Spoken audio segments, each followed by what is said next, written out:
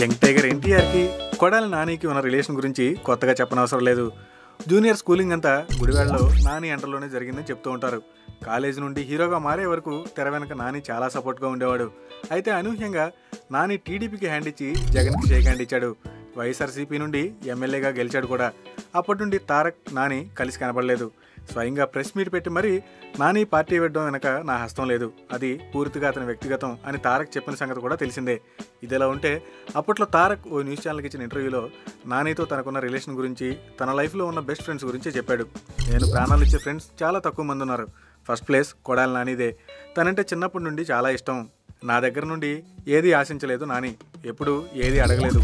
ఇప్పటికీ నాకు తెలిసిన, నేను చూసిన నాని అలానే ఉన్నాడు.